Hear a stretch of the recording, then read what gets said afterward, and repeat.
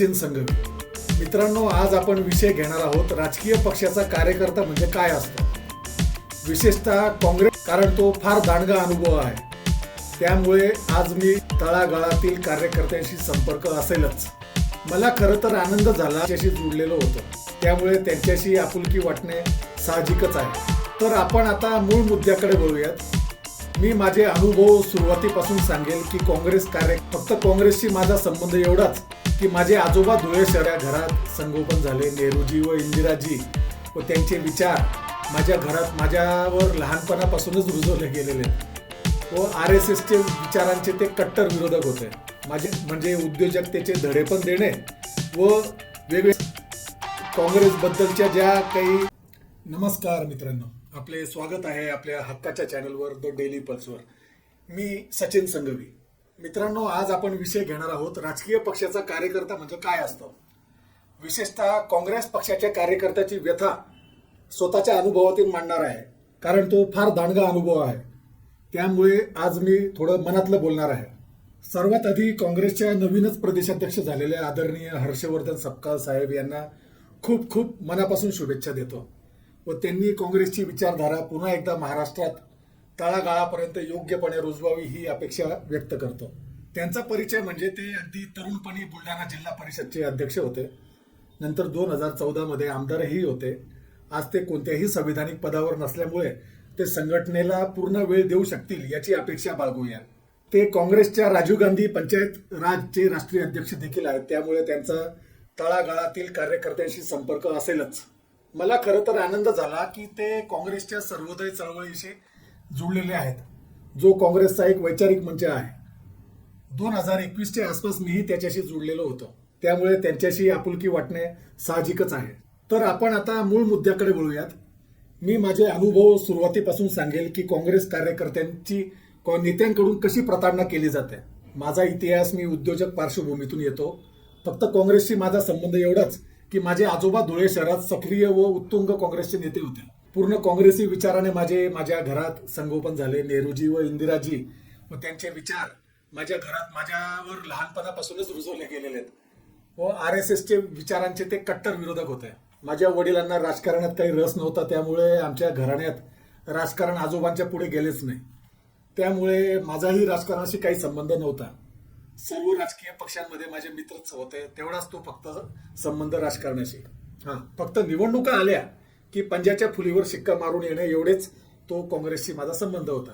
2014ला केंद्रात सत्तांतर झाले व सोशल मीडियात नेहरूजी व इंदिराजी, गांधीजी यांची बदनामी करणारे पोस्ट बघायला मिळाल्यात. मग विचार आला की माझ्या घरच्यांनी तर मला वेगळेच सांगितलेले होते, इथे काही वेगळेच बोलत आहेत.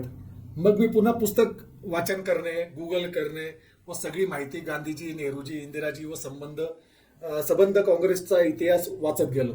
तेव्हा कळाले की भाजपद्वारे केला जाणारा हा प्रचार खोटा प्रोपगंडाच होता.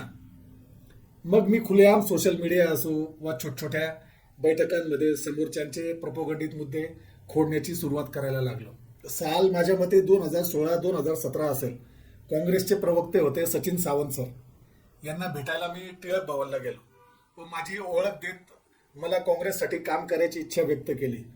मग त्यांनी धुळ्याचे जिल्हा प्रमुख श्याम सनेर यांना फोन लावून जिल्हा कमिटीत मला जबाबदारी देण्याचे सांगितले. पण श्याम सनेरने अक्षरशः निरस्ता दाखवली व जिल्हा कमिटीच्या बैठकचे वृत्त आम्ही वर्तमानपत्रात छापतो, ते वाचून तुम्ही या वगैरे वगैरे सांगितलंय. मला त्यांची अनिच्छा समजून आली. मग मी काही परत गेलो नाही. तर मग जिल्हा कमिटी असो, जिल्हा नेते कुणाल पाटील असो, सर्व एकच माळेचे मणी. त्यामुळे त्यांच्याबाबत अजून अधिक न बोललेलेच बरे. 2020च्या जानेवारीत 1 किंवा 2 तारीख असेल, मी आदरणीय श्री पृथ्वीराज चव्हाण साहेब यांना भेटायला गेलो. कारण माझ्याकडे एक संकल्पना होती, बहुजन समाजाला उद्योजकतेकडे वळवावे व त्यासाठी वेगवेगळे सेमिनार घेऊन एका कामात 2 कामे म्हणजे उद्योजकतेचे धडे पण देणे व वेगवेगळ्या जिल्ह्यात, तालुक्यात सेमिनार भरवून आपण त्यांच्यातच काँग्रेसबद्दलच्या ज्या काही चुकीच्या संकल्पना, प्रोपगंडा जो केला जात होता, ज्याचा फार ऊत आला होता, ते थांबवण्यासाठी चांगल्या वक्त्यांना बोलवून प्रबोधनात्मक कार्यक्रमही घ्यायचे. मग कोविड आला. पृथ्वीराज बाबांना कॉन्टॅक्ट करण्याचे अनेक प्रयत्न केलेत, पण काहीच होताना दिसले नाही.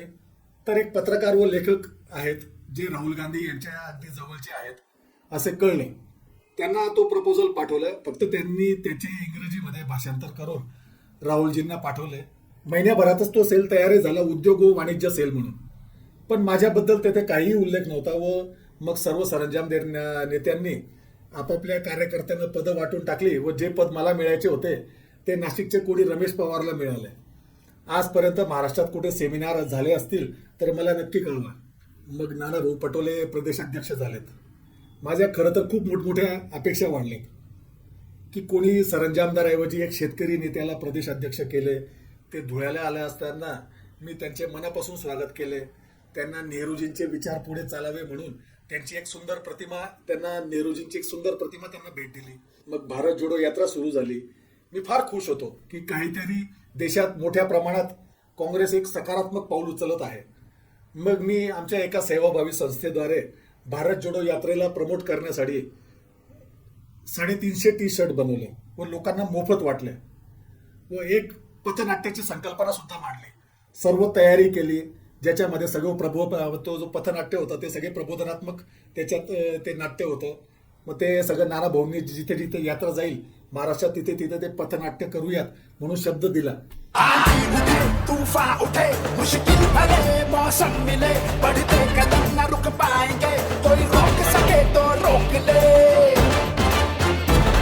आभास है विश्वास है जन जन में मन की आस है अब तोड़ ना सके कोई हमें ये हाथ से जुड़ते हाथ हैं हम दिल की सुनकर निकले हैं इस देश नदी आवाज है बोलो साथ हमारे कौन चलेगा बोलो साथ हमारे कौन चलेगा बोलो साथ हमारे कौन चलेगा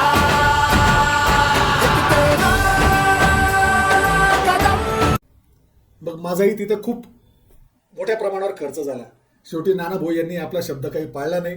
मग त्यांनी प्रदेश कमिटीवर काही जबाबदारी देतो असे सांगितले. पण तिथेही तोही फक्त एक झुंझुनाच होता. कार्यकर्त्याला मोठे करून त्याच्याकडून काम करून घेणे हे प्रदेशाध्यक्षाचे काम असते. मी तरी नाना भाऊंना असं एकदम तळागाळातला नेता समजत होतो, ज्यांना कार्यकर्त्याची जाण आहे, ज्यांना काहीतरी करायचं आहे. पण माझा अक्षरशः भ्रमनिराश झाला. कधी फोन उचलले माहिती नाही. त्यांच्याशी काही बोलायचे असेल तर त्यांच्या आजूबाजूला त्यांनीच तयार केलेला गोतावळा त्यांच्या मर्जीशिवाय भेटता न येणे. मग शेवटी मी काँग्रेस भवन मुंबईला जाणेच बंद केलं. आता हर्षवर्धन सप्ताह साहेब तळागाळातील नेते म्हणून प्रोजेक्ट केले जात आहेत, तर त्यांच्याकडून तरी कार्यकर्त्यांचा भ्रमनिरास ना हो व तेही त्यांच्या विशिष्ट गोतावळा न तयार करत हीच प्रार्थना. आमच्यासारखे महाराष्ट्रात असंख्य कार्यकर्ते आहेत ज्यांच्याकडे व्हिजन आहे. पण आता राहुल गांधी यांनी ज्या NGO लोकांना पुढे केले आहे त्यांच्या भ्रष्टाचाराबद्दल जर बोलायला लागलो तर एक संपूर्ण व्हिडिओज तयार करावा लागेल. मी कमीत कमी 20 लाखाला चंदन लागण्यापासून वाचलो आहे. हे एक नेक्सस आहे. काही पत्रकार, व्याख्याते, युट्यूबर्स व NGO खूप मस्त पैसा छापत आहेत. अर्थात याला पण काही अपवाद नक्कीच असतील, पण याबद्दल मी तरी नक्कीच बोलणार आहे. कारण मी काही कोणाच्या बापाचं खाऊन बसलेलो नाहीये. मला काही काँग्रेसकडून काही मिळालंय तर माझा उदरनिर्वाह होईल असं काही नाही. त्यामुळे मी तर या भ्रष्ट लोकांची पोलमपट्टी खोलणारच. कारण काँग्रेस कोणाच्या बापाची नाही, माझ्या आजोबांची आहे. साफसफाई तर करावीच लागेल. आपले मत जरूर कळवा. नमस्कार, मी सचिन संघवी.